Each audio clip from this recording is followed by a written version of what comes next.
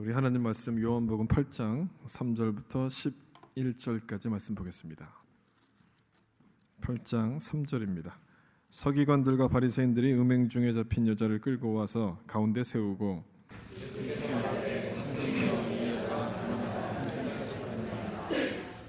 모세는 율법에 이러한 여자를 돌로 치라 명하였거니와 선생은 어떻게 말하겠나이까?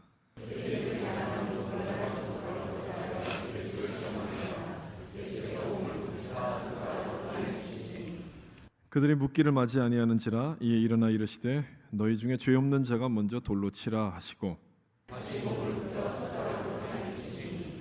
그들이 이 말씀을 듣고 양심의 갑책을 느껴 어른으로 시작하여 젊은이까지 하나씩 나가고 오직 예수와 그 가운데 섰는 여자만 남았더라.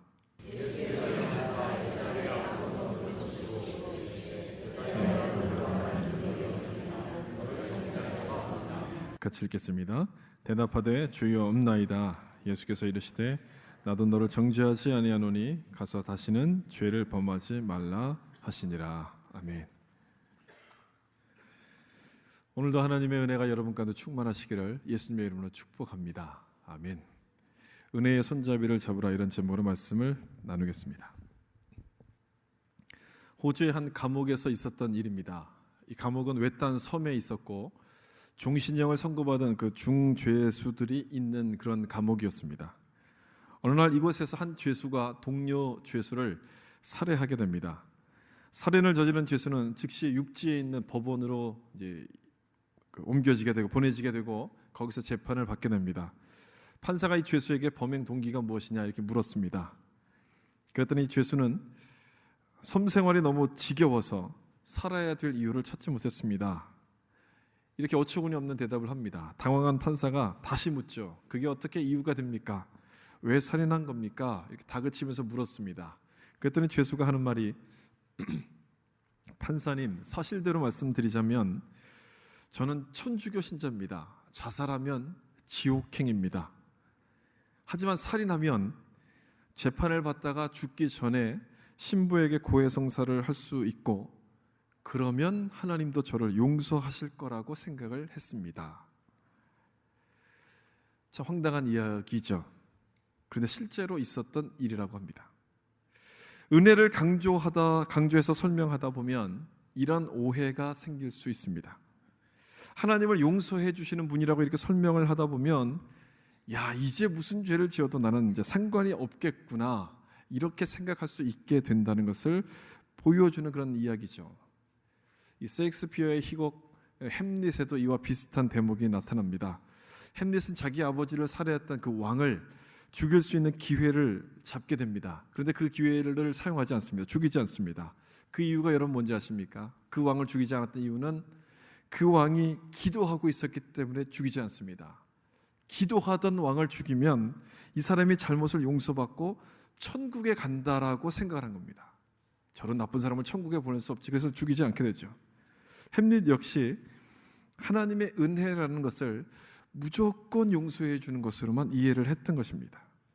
독일 신학자였던 본 회퍼라는 분은 이런 모습을 가리켜서 값싼 은혜 이렇게 불렀습니다. 하나님의 용서, 하나님의 이 좋으신 은혜를 자기 편리한 대로 여기저기 갖다 붙여서 값싼 은혜로 만들어 버리게 된다는 것을 그렇게 지적한 그런 말이었어요. 지금 계속해서 은혜에 대한 말씀을 우리가 나누고 있는데 은혜를 강조하다 보면 이런 그 오해점들이 생길 수가 있습니다. 그래서 오늘 말씀을 꼭 한 번씩은 짚고 넘어가야 됩니다. 은혜를 강조하다 보면 은혜 속에 담겨있는 논리적인 모순이 드러나게 됩니다. 논리적인 모순, 소위 말하는 은혜의 허점이 눈에 띄게 된다는 얘기입니다. 은혜의 허점, 여러분 무슨 말인가 할 겁니다. 이런 겁니다. 지난번에 탕자에 대한 비유를 설명드리지 않았습니까? 그 비유에 나오는 하나님은 어떤 분입니까? 가출한 탕자를 기다려주시죠. 기다려주시는 것뿐 아니라 돌아오면 잔치까지 벌여주시는 하나님으로 그리고 있습니다. 그런 내용들을 보면서 하나님이 그런 분이라면 야, 또 가출해도 되겠구나 이렇게 생각을 한다는 겁니다. 하나님을 좋은 분이라고 계속 설명을 드리면 그러면 이제는 내 맘대로 해도 하나님이 뭐라고 안 하시겠지 이렇게 허점을 찾아낸다는 겁니다. 포도원 품꾼에 대한 비유도 우리가 말씀을 나누었죠. 거기서 하나님은 어떤 분으로 묘사되고 있습니까? 제일 늦게 온 일꾼도 처음 온 일꾼과 똑같은 품삯을 주시는 분으로 묘사하고 있습니다. 아, 그러니까 굳이 일찍 가지 않아도 괜찮겠구나. 은혜의 허점을 찾아내서 이런 생각을 하게 된다는 거예요. 여러분, 참 기발하지 않습니까? 참 기발하죠. 우린 너무 똑똑합니다. 우린 너무 똑똑해서 하나님의 은혜를 잘 알고 감사하기보다는 이 은혜를 이용하려는 모습들이 있어요. 예수 믿으면 구원받는다 이렇게 전도하면 상대방이 이렇게 얘기하죠. 아, 그러면 내 마음대로 막 살다가 죽기 1분 전에 예수 믿으면 되겠네요. 여러분, 이렇게 얘기하는 분들 많이 보셨죠? 그런 분들이 있어요. 우린 너무 똑똑하죠. 하나님 같은 분이 어떻게 이런 허점을 남기셨을까? 내가 그 허점을 발견해서 대단한 것을 발견한 것처럼 자랑하면서 은혜를 이제 이용하려고 합니다. 성경을 자기가 다 아는 것처럼 그렇게 이야기해요. 그러나 이런 분은 성경을 다 아는 것이 아니라 아주 모르는 분들이에요. 아주 모르는 분들이에요. 은혜의 한쪽 면만을 알고 또 다른 측면이 있다는 것을 모르는 분입니다. 모르니까 감사하기보다는 이 은혜를 이용하려고 하게 된다는 것이죠. 진짜 은혜를 아는 사람은 은혜를 이용하지 않습니다. 이용할 수가 없어요. 은혜를 깨달으면 겸손해지게 되고 감사하게 되기 때문에 그렇게 할 수가 없다는 얘기예요. 은혜를 주신 하나님을 더 사랑하는 모습으로 달라지게 되기 때문에 그렇게 할 수 없는 겁니다. 혹시라도 이 자리 가운데 이렇게 오해하는 분이 없겠지만 혹시 있다면 오늘 말씀을 통해서 은혜에 대한 정확한 이해를 좀 세워가셨으면 좋겠습니다. 어떤 사람에게 하나님이 은혜를 주시고 또 그 은혜가 우리 가운데 임했을 때 어떤 결과가 나타나는가, 이런 부분들, 은혜의 또 다른 측면이 있다는 것을 발견하시는 그런 시간이 되셨으면 좋겠습니다. 오늘 읽은 우리의 본문 말씀은 이런 내용이죠. 성전에서 말씀을 가르치시던 예수님에게 서기관과 바리새인들이 한 여인을 끌고 옵니다. 이 여인은 간음하다가 현장에서 붙잡힌 여인이었어요. 예수님 앞에 이 여인을 딱 세워놓고 이 5절에 있는 말씀으로 질문을 합니다. 5절에 있는 말씀. 모세는 율법에 이런 여자를 돌로 치라 명하였거니와 선생은 어떻게 말하겠나이까? 몰라서 질문하는 것이 아닙니다. 예수님을 함정에 빠뜨리기 위해서 이 질문을 지금 던지고 있는 것이죠. 그 다음 6절에 보면 이렇게 되어 있어요. 그들이 이렇게 말하면 고발할 조건을 얻고자 예수님을 시험합니다. 이렇게 되어 있습니다. 이런 질문을 던진 것은 트집을 잡아서 예수님을 고발하려고 지금 하는 겁니다. 속셈이 뻔히 들여다보이는 질문이죠. 그런데 이 질문은 만만치 않은 질문입니다. 왜냐하면 율법에서는 간음한 여인을 죽이라 되어 있습니다. 돌로 치라 되어 있습니다. 그러나 지금 이 유대 사회는 로마의 식민지 아닙니까? 로마의 법을 따라야 돼요. 로마 법에 의하면 유대인들이 사형을 집행하는 것을 금지하고 있어요. 율법을 따르면 로마 법을 어기게 되고 로마 법을 따르면 율법을 어기는 셈이 되는 거예요. 이럴 수도 없고 저럴 수도 없는 이런 진퇴양난의 상황, 곤란한 상황이 지금 벌어진 것이죠. 그런 문제를 지금 예수님께 던진 거예요. 사람들은 점점 예수님 주변으로 막 몰려들기 시작합니다. 과연 예수님이 율법을 따를 것이냐, 아니면 이 로마법을 따를 것이냐. 예수님은 원수를 사랑하라 이렇게 말씀하셨던 분인데 과연 이 상황을 어떻게 풀어갈 것이냐. 모든 사람들의 시선이 예수님께로 막 쏠려 있었어요. 그 순간 예수님이 아주 특이한 행동을 하십니다.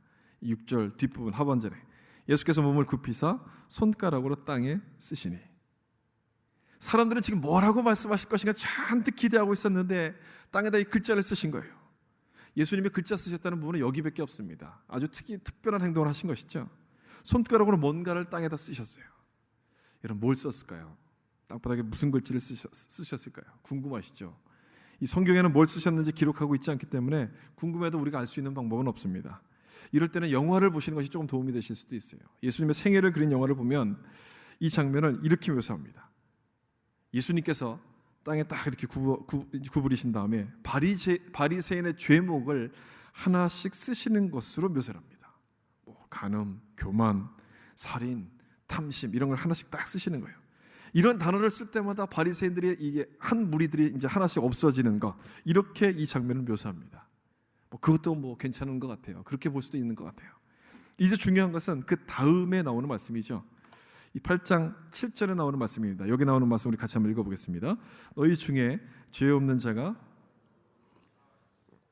이 말씀을 예수님께서 하셨어요.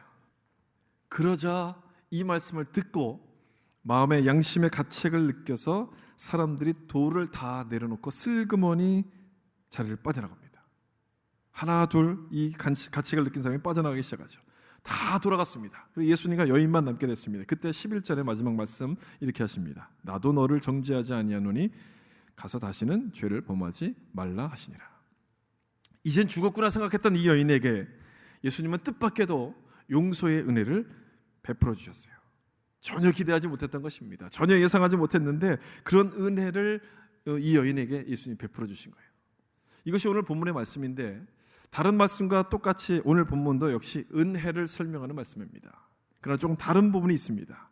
좀 다른 부분을 발견할 수 있는데 은혜가 어떤 사람에게 임하는 것인가, 이걸 설명하고 있어요. 하나님의 은혜는 모든 죄인들에게 다, 하나님의 은혜는 모든 죄인을 다 용서해 주시는 것이 아니라 어떤 죄인을 용서해 주시는가, 이 부분을 설명하는 말씀이에요. 은혜의 또 다른 측면을 우리가 말씀해 주는 것이죠. 첫 번째로 나눌 것은 은혜는 누구에게 임하는가 하는 부분입니다. 은혜는 죄를 인정하는 사람에게 임합니다. 죄를 인정하는 사람.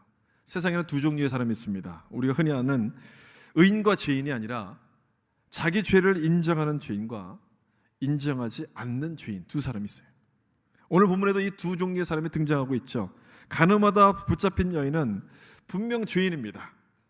들키지만 않았어도 어떻게 좀 우겨볼 수도 있고 뭔가 좀 다른 말을 해볼 수도 있겠지만 현행범으로 딱 붙잡힌 겁니다. 그러니까 빼도 박도 할 수가 없는 것이죠. 죄를 인정할 수밖에 없어요. 그러나 이 여인을 끌고 왔던 사람들, 바리새인들, 여러분 이 사람들은 어떤 사람들입니까? 자기들은 죄인이 아닌 것처럼 가늠한 여인을 예수님 앞으로 끌고 왔습니다. 아주 당당하게도 예수님 앞에 이 여인의 죄를 고발하죠. 이런 모습, 죄를 고발한다는 것은 자기는 그런 죄를 짓지 않았다 이런 얘기 아닙니까? 자기는 죄인이 아니라는 것이죠. 자기는 자신을 의인처럼 여기고 있었다는 것을 보여주는 겁니다. 그러나 이 사람들은 예수님께서 말씀하셨을 때 그 말씀을 듣고는 슬그머니 도망가 버립니다. 7절에서 이렇게 말씀하셨죠. 너희 중에 죄 없는 자가 먼저 돌로 치라. 죄 없는 자. 이 말씀을 딱 하시니까 그토록 당당하게 예수님 앞에서 고발하던 그 사람들이 그 모든 모습들을 다 감춰버리고는 도망가 버렸습니다. 여러분 왜 도망갔겠습니까? 자기들도 어떤 사람이라고 느꼈다는 겁니까? 죄인이라고 느꼈다는 거예요. 자기들도 죄인이라고 생각한 것이죠. 예수님의 이 7절 말씀은 바리새인들이 가지고 있었던 그 죄인과 의인의 기준을 바꾸게 만드시는 말씀이었어요. 세상에는 의인과 죄인이 있는 것이 아니라 두 종류의 죄인만 있다. 죄를 인정하는 죄인과 죄를 인정하지 않는 죄인, 그것만 있다라고 말씀하시는 그런 내용이에요. 7절에 나오는 죄 없는 자가 먼저 돌로 치라. 이 말씀은 우리에게도 그리 편하게는 들리지 않는 말씀입니다. 여러분은 어떠십니까? 이 말씀을 읽을 때 어떤 느낌을 받으십니까? 그래야죠. 죄 없는 자가 먼저 돌로 쳐야죠. 이 고개가 이렇게 끄덕끄덕 거려지십니까? 아마 아닐 겁니다. 이 말씀을 들을 때 고개가 점점 이렇게 숙여질 겁니다. 만약 예수님께서 우리 눈을 똑바로 보시면서 이 말씀을 하셨다면 우리는 그 말씀을 들으면서 점점 고개를 이렇게 숙이게 될 거예요. 우리도 별로 바리새인과 다를 바가 없기 때문에 그 고발 정신이 투철했던 바리새인이나 우리나 별로 이렇게 다를 바가 없어요. 모습이 비슷하기 때문입니다. 바리새인들의 특징 여러분 잘 아시지 않습니까? 남의 잘못은 잘 지적하면서도 자기 잘못은 못 보는 사람들이, 안 보는 사람들이죠. 남의 죄는 돋보기를 이제 끼고 보지만 자기 자신에게 대해서는 한없이 관대한 사람들 아닙니까? 혼자 있을 때는 온갖 나쁜 일을 다 하면서도 다른 사람이 있으면 안 그런 척합니다. 그러고도 자기는 의인인 양 고개를 뻣뻣이 들고 다니죠. 우리 얘기하는 게 아니라 이 바리새인 얘기를 지금 하는 거예요. 바리새인 얘기. 여러분 그런데 좀 이상하죠. 막 우리가 지금 찔리지 않습니까? 바리새인 얘기를 하는 건데 우리가 막 좀 찔려요. 꼭 내 얘기하는 것 같지 않습니까? 7절 말씀이 불편하게 들리는 것은 내 속마음을 주님께 들켜버린 것처럼 느껴지기 때문에 불편한 거예요. 죄가 있음에도 불구하고 나는 없는 것처럼 내가 먼저 돌로 쳐야죠. 저런 나쁜 사람은 잘못됐습니다. 이렇게 내가 먼저 돌로 치려는 우리 모습을 지적하는 말씀 같아서 우리가 찔리는 거예요. 우리가 하나님의 은혜를 생각하기 전에 먼저 생각해야 될 것은 내가 어떤 사람인가 하는 부분입니다.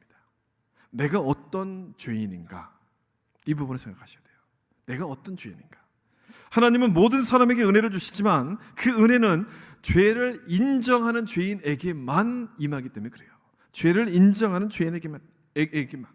오늘 말씀이 그 부분을 정확하게 설명하고 있습니다. 예수님의 용서의 은혜가 누구에게 임했습니까? 가늠한 여인에게 임했죠. 은혜를 주시는 그 자리에는 바리새인들도 있었지만 그들은 스스로 도망가 버렸습니다. 예수님의 말씀을 듣고는 스스로 은혜 받을 수 있는 그 자리를 다 떠나버렸어요. 왜? 자기는 죄인이라고 인정하지 않았기 때문에, 자기 죄를 인정하지 않았기 때문에. 그런 사람에게는 은혜가 임할 수가 없는 것이죠.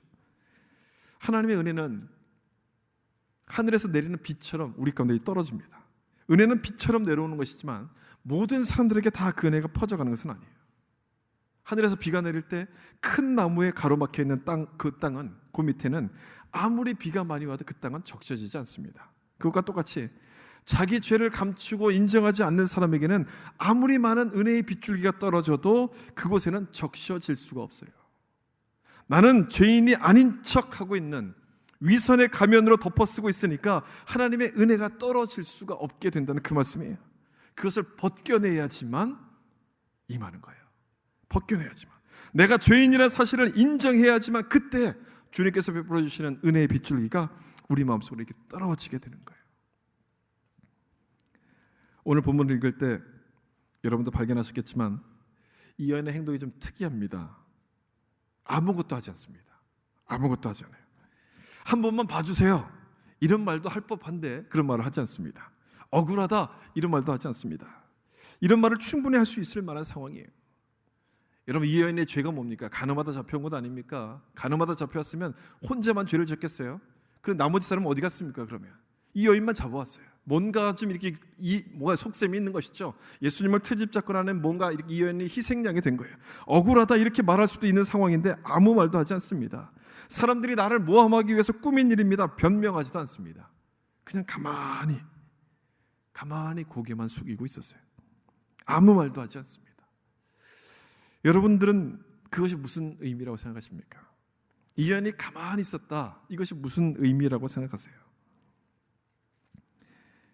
자기 죄를 인정한다는 것 아니겠습니까? 자기는 그냥 아무것도 할 수 없는 그런 죄인임을 인정하는 그런 것이겠죠. 자기는 벼랑 끝에 지금 몰려서 서 있는 그런 죄인이라는 것을 인정하고 있다는 겁니다. 한 번만 더 기회를 주시면 내가 잘하겠습니다, 이런 말조차도 할 수 없을 만큼 그런 죄인이라는 것을 인정하고 있었다는 겁니다. 그래서 가만히 있었어요.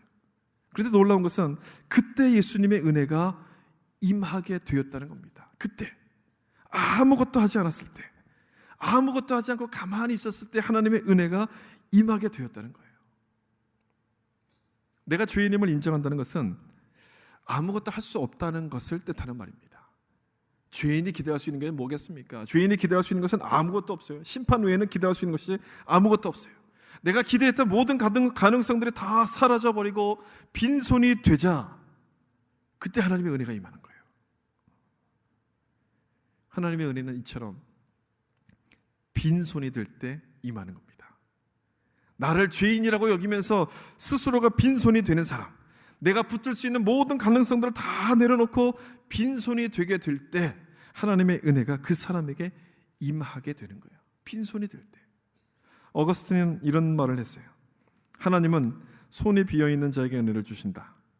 손에 짐을 가득 든 사람은 선물을 받을 수 없다. 하나님이 주시는 은혜의 선물을 받으려면 아무것도 쥐고 있지 않아야지만 받을 수 있습니다. 빈손이 되어야 받을 수 있어요. 내가 손에 뭔가를 잔뜩 이렇게 쥐고 있다면 하나님이 주시는 것을 내가 받을 수가 없죠. 내가 들고 있는 모든 것들을 다 내려놓아야지만 이거를 받을 수가 있는 거예요. 여러분, 한번 이 그림을 보십시오. 이 그림이 뭐겠습니까? 손잡이 아닙니까? 저는 이런 생각을 종종 해봅니다. 하나님의 은혜에도 이런 손잡이가 달려있지 않을까? 이런 생각을 좀 해봐요. 하나님께서 일부러 손잡이를 달아두셨구나, 이런 생각을 종종 합니다. 왜냐하면 이걸 잡기 위해서는 내 것을 내려놓아야 하기 때문에, 내가 쥐고 있는 것을 내려놓게 하셔서 더 큰 것, 더 큰 은혜를 붙들게 하시려고 하나님이 거기에 은혜에 손잡이를 매달아 두신 것이 아닌가, 저는 이런 생각을 종종 해요.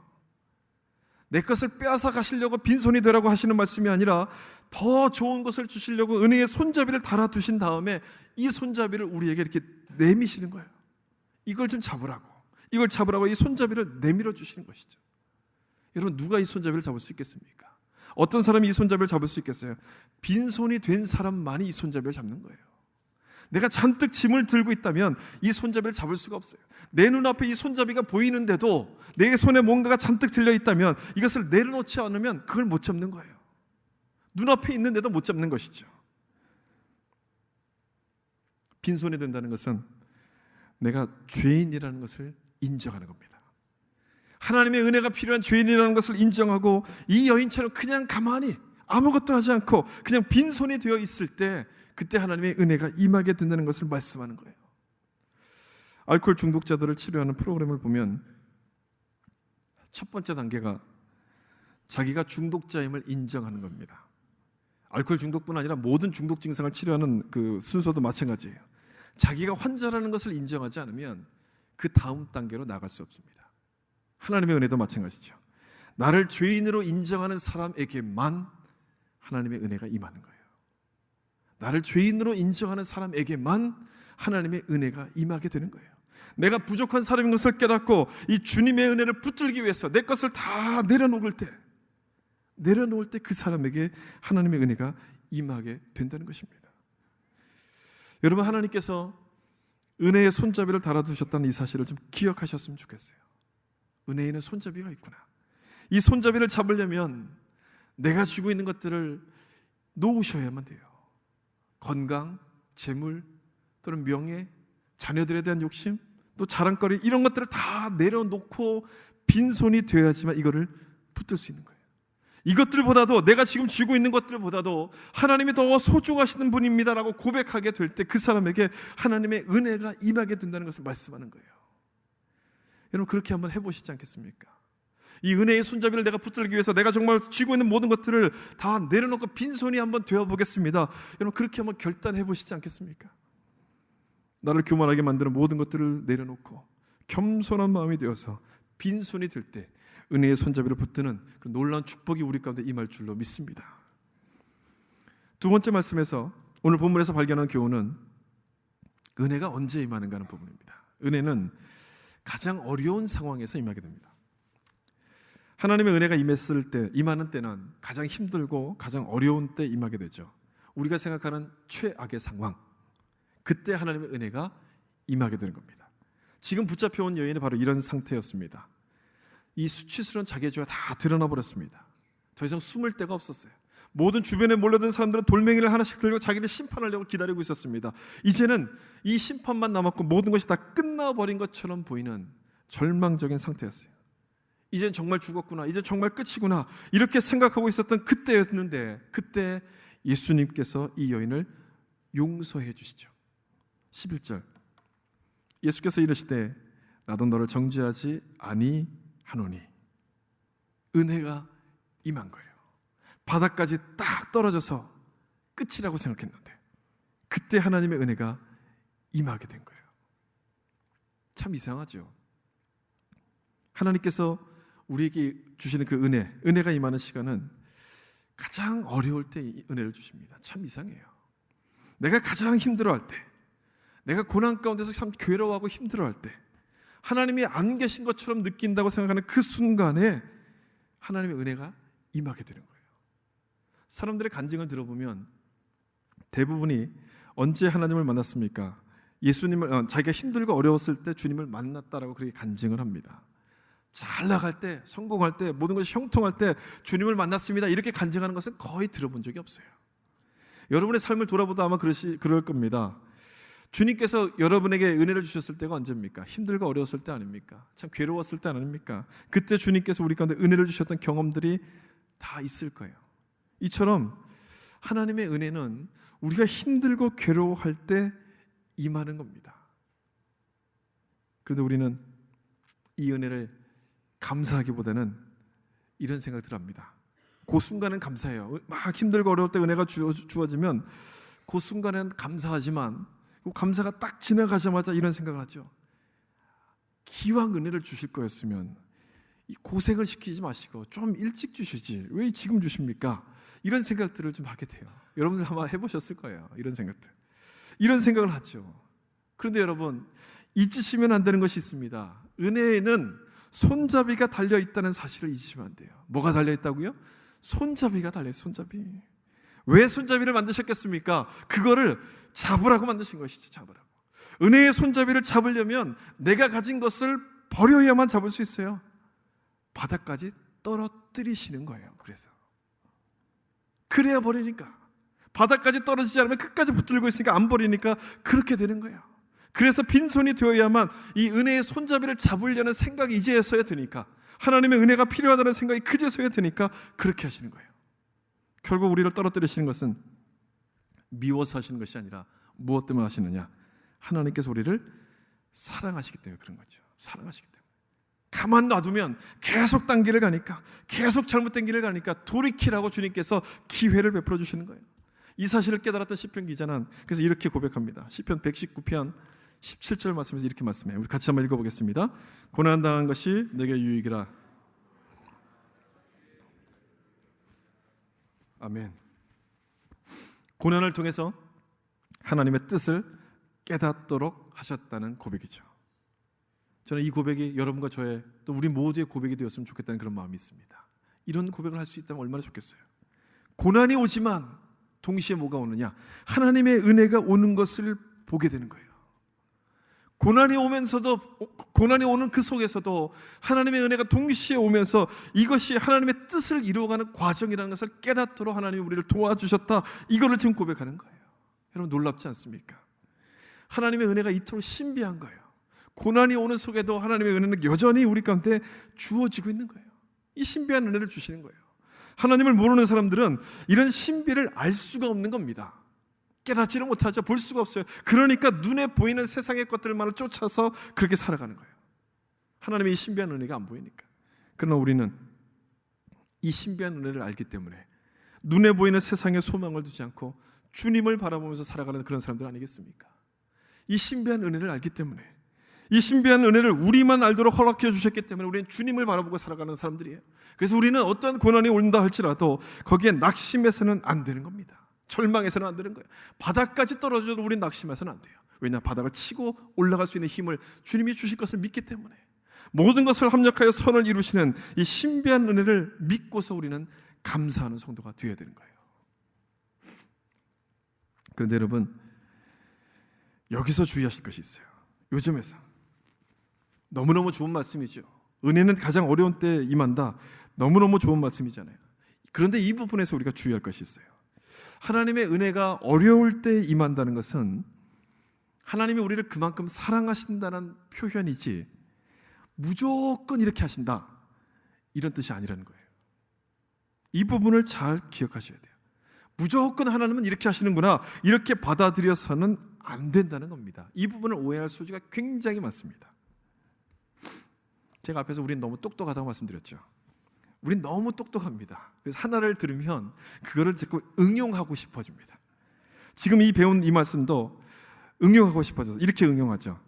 은혜가 어려운 상황에서 임한다고 하니까 이 거꾸로 생각해서, 아, 내가 은혜를 받으려면 어려운 상황에 들어가야 되는구나, 이렇게 생각을, 이상한 공식을 만들어내요. 그리고 이 공식대로 일부러 자기 삶을 막 이렇게 어렵게 만듭니다.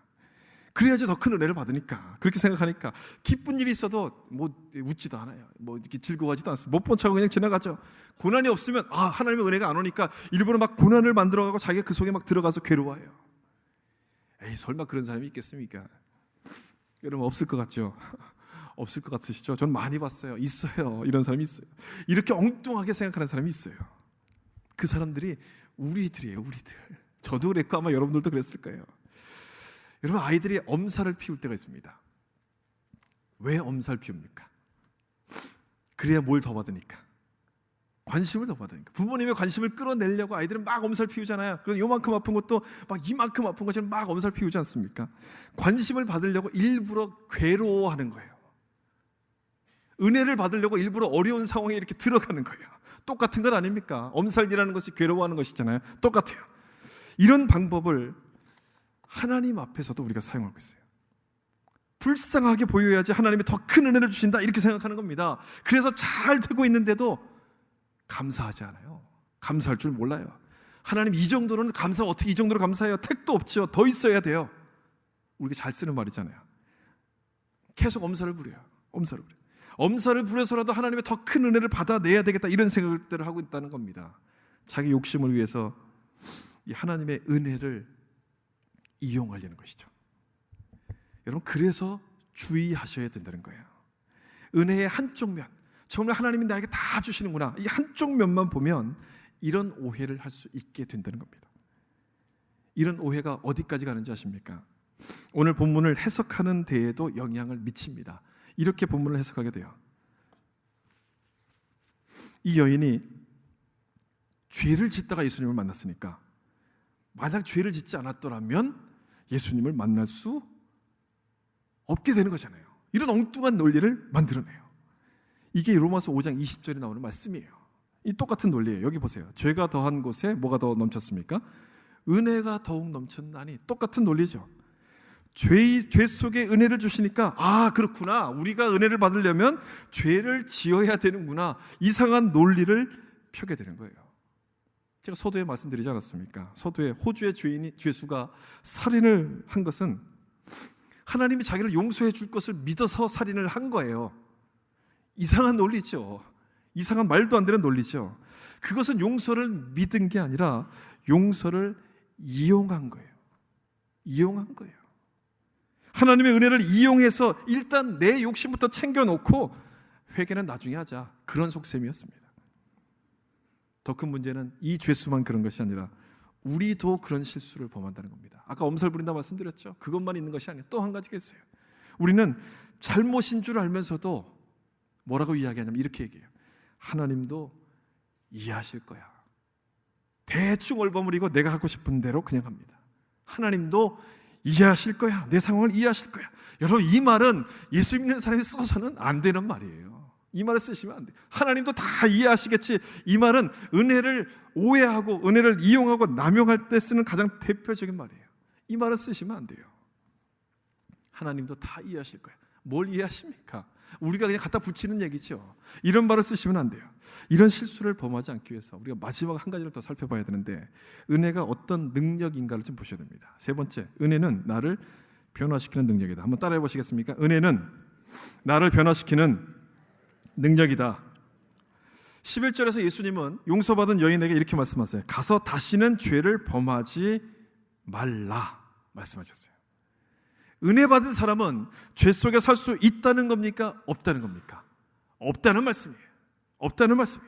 하나님의 은혜는 우리를 죄와 멀어지도록 만드는 거예요. 그래서 진짜 은혜를 받은 사람은, 경험한 사람은 하나님도 이해하시겠지, 이런 말을 쓸 수가 없어요. 쓰지 않습니다. 그럼에도 하나님께서 이런 상황을 주셨다라고 믿고 그냥 그 일에 순종하는 거예요. 은혜를 이용하게 만드는 이런 죄의 유혹에 끌려가지 않고 이 유혹과 맞서서 싸우게 되는 거예요. 이것이 은혜의 능력이에요. 은혜와 죄는 공존할 수가 없습니다. 두 가지가 같이 있을 수 없어요. 우리 마음속에 은혜가 들어오면 죄가 물러가게 되는 거예요. 로마서 6장에 바로 이 부분을 자세히 설명해요. 아까 우리가 조금 전에 읽었던 로마서 5장에서 죄가 더한 곳에 은혜가 넘쳤다, 이 말씀을 가지고 사람들이 무슨 생각을 했냐면, 아, 그러면 은혜를 더하게 하려고 죄 속에 있어야 되는구나, 이렇게 생각하는 사람들이 있었어요. 로마서 6장 1절이죠. 그런즉 우리가 무슨 말을 하리요? 은혜를 더하게 하려고 죄에 거하겠느냐. 그 다음 같이 읽겠습니다. 그럴 수 없느니라. 죄에 대하여 죽은 우리가, 죄가 더한 곳에 은혜가 임하니까 죄를 지어야 한다, 이렇게 궤변을 늘어놓는 사람들에 대해서 사도 바울이 단호하게 딱 잘라서 얘기하죠. 그럴 수 없다, 딱 단호하게 말합니다. 왜 그럴 수 없느냐? 우리는 죄에 대해서 죽은 사람들이기 때문에. 은혜 받은 사람은 죄와 더불어 살 수 없다는 겁니다. 죄에 대해서 죽었다는 말은 더 이상 이제 나는, 나에게 죄가 이제 유혹이 없다, 이런 말이 아니라 죄의 유혹이 찾아오지만 끌려가지 않는다는 뜻이에요. 끌려가지 않는다는 거예요. 하나님의 은혜가 우리를 죄와 맞서 싸우게, 죄의 욕심과 맞서 싸우게 한다는 그 말씀이에요. 그래서 죄에 대하여는 죽고 의에 대하여는 산자가 되도록 만드는 것이 바로 은혜의 능력이에요. 은혜를 남용하는 것이 아니라 은혜에 감사하도록 만들어가도록 우리를 변화시킨다는 그 말씀입니다. 이 은혜의 능력을 잘 보여주는 이야기가 한 가지 있어요. 하버드 대학의 한 생물학자가 개미를 관찰하다 이상한 점을 발견했습니다. 개미가 죽었을 때 그 죽은 것을 알기까지 다른 개미들이 시간이 많이 걸린다는 거예요. 며칠이 걸린다는 거예요. 왜 그럴까 연구하다가 개미는 눈을 통해서, 시각을 통해서가 아니라 후각을 통해서 죽음을 감지한다는 것을 알아냈습니다. 그리고 그 냄새가 올레산이라는 화학 물질이라는 것도 발견을 해냈어요. 이 결과를 가지고 실험을 해봤어요. 조그만 종이 쪽지에다가 이 올레산을 막 묻혀서 개미 집 안에 이렇게 넣어봤습니다. 그랬더니 개미들이 막 달려들어서 이 종이 쪽지를 들고서 이 집 바깥으로 이렇게 밀어내버린 겁니다. 이번에는 죽은 개미를 아주 깨끗하게 씻어가지고 개미 집에다 넣어봤어요. 그랬더니 아무도 이 개미를 신경 쓰지 않는 거예요. 얘가 살아있는 것처럼 취급을 하는 것이죠. 그러니까 아무도 신경 쓰지 않습니다. 마지막으로 무슨 실험했겠어요? 마지막으로 이 살아있는 개미에게 이 올레산을 묻혔어요. 그 집어넣었어요. 어떻게 됐겠습니까? 막 개미들이 달려들어서 이 개미를 들고서는 이 개미집 바깥으로 이렇게 밀어낸 겁니다. 막 난 살았다고 막 발버둥을 치는데도 전혀 신경 쓰지 않고 이 개미를 들고서 바깥에 갖다 던져버렸어요. 죽은 개미 취급하는 거예요. 살았는데 죽은 개미 취급하는 거예요. 여러분, 이 개미가 다시 집으로 돌아가려면 어떻게 해야지 집으로 돌아갈 수 있겠습니까? 깨끗이 씻어야죠. 목욕해야죠. 올레산을 묻었던 모든 것을 깨끗이 씻고서 자기가 살았다는 것을 냄새로 증명해야지만 들어갈 수 있는 거예요. 냄새로 증명해야지만 들어갈 수 있는 거예요. 죄에 대해서 죽었다는 의미가 바로 이것과 똑같은 겁니다. 우리에게 죄의 냄새는 이제는 사라져버리고 은혜의 향기가 우리 가운데 풍겨나게 되도록 만드셨다는 얘기예요. 죄가 우리를 끌고 가지 못하도록 하나님께서 은혜를 부으셔서 죄의 냄새를 다 없애주셨다는 것을 말씀하는 겁니다. 그런 우리들인데 우리에게서 죄의 냄새를 피울 수가 있겠습니까? 죄의 냄새를 피울 수가 없는 것이죠. 그럴 수가 없어요. 하나님도 다 이해하실 거야 이렇게 말하면서 우리가 그 은혜를 이용할 수 있겠습니까? 없는 거예요. 죄의 유혹을 더 이상 따라갈 수 없도록 완전하게 다 없애주신 거예요. 모든 냄새를 다 제거해 주신 거예요. 이처럼 하나님의 은혜는 죄를 멀리하도록 우리를 변화시키는 그런 능력이 되는 겁니다. 하나님의 은혜를 받는 사람은 죄 유혹에 끌려가지가 않는 거예요. 오늘 본문을 읽다 저는 이런 궁금증이 들었어요. 예수님께 용서받은 이 여인이 그 다음은 어떤 삶을 살았을까? 여러분, 어떤 삶을 살았을 거라고 생각하십니까? 달라진 삶을 살았겠죠. 분명 달라진 삶을 살았을 겁니다.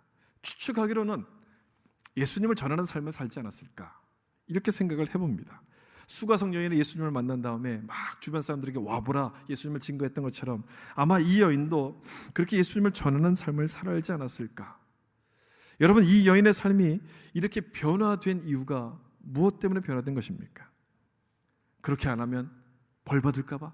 지금 준 모든 축복과 은혜를 다 빼앗아갈까 봐 그렇게 변화된 것입니까? 아니죠. 예수님께서 용서해 주실 때 이것을 계약 조건으로 내걸었기 때문에 이렇게 변화된 것입니까? 그것도 아니에요. 이 여인이 변화된 이유는 하나입니다. 주님의 사랑을 깨달았기 때문에 변화된 거예요. 자기를 사랑하시는 이 주님의 사랑을 알았기 때문에 이제 내 삶은 주님을 위한 삶이 되어야 되겠다, 살기로 그렇게 변화되게 된 것이죠. 사랑을 깨닫게 되면 사랑을 이용하는 것이 아니라 감사하게 돼요.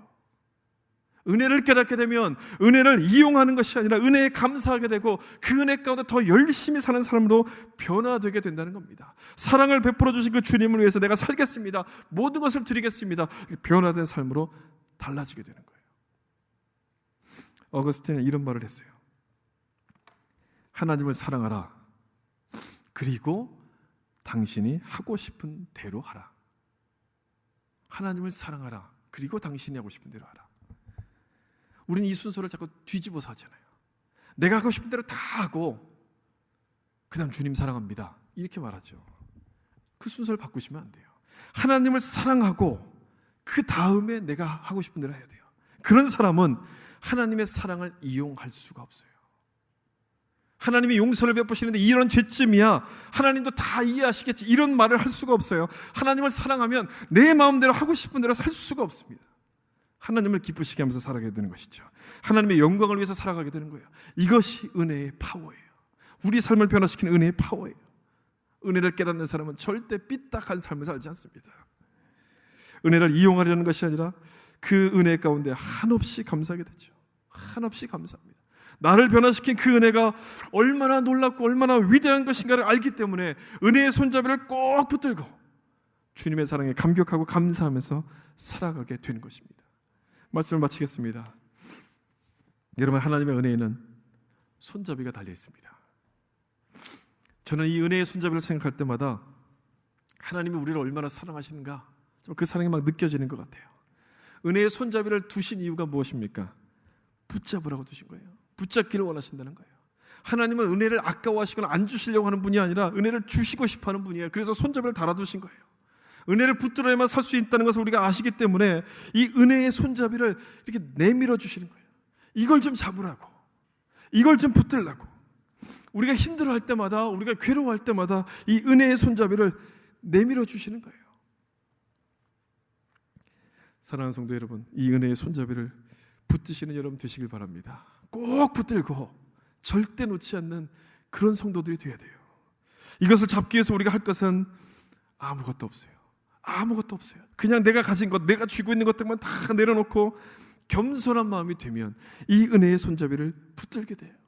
그런 사람에게 하나님의 놀라운 은혜와 또 축복이 임하게 되는 줄로 여러분 믿으시길 바랍니다. 그래서 이번 한 주간도 이 말씀을 기억하시면서 은혜의 손잡이를 붙드시고 감사하시면서 사시는 큰 빛의 성도가 되시기를 예수님의 이름으로 축원합니다. 같이 한번 기도하겠습니다. 우리 말씀을 따라서 같이 한번 기도하겠습니다. 하나님 아버지, 이 은혜의 손잡이를 붙들 수 있게 하여 주시옵소서.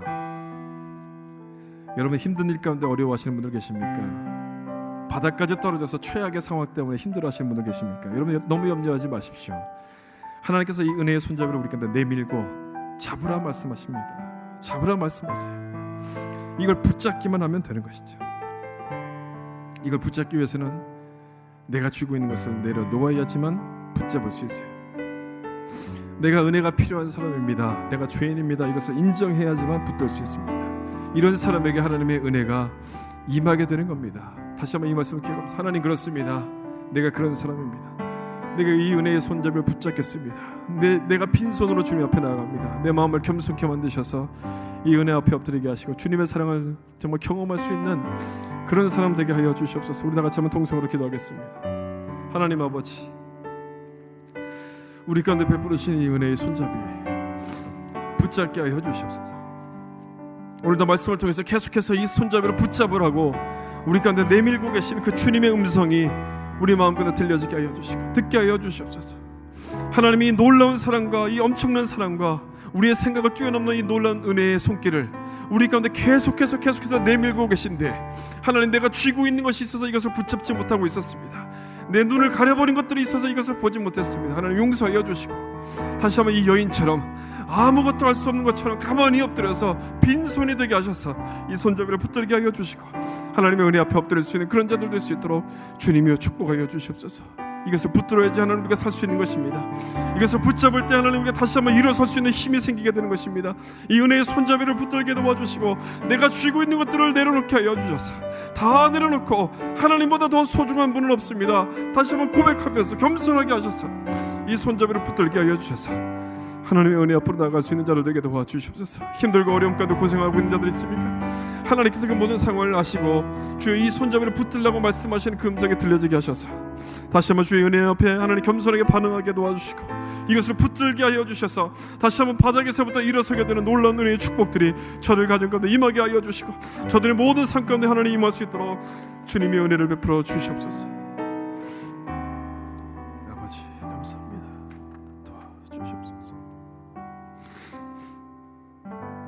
하나님 아버지 감사합니다. 하나님께서 우리 가운데 은혜의 손잡이를 달아두시고 이걸 잡으라고 말씀하시는 그 음성을 듣고 이 말씀에 순종하게 도와주시옵소서. 하나님은 우리를 너무나 사랑하셔서 계속해서 매주마다 이 손잡이를 우리 가운데 내밀고 계십니다.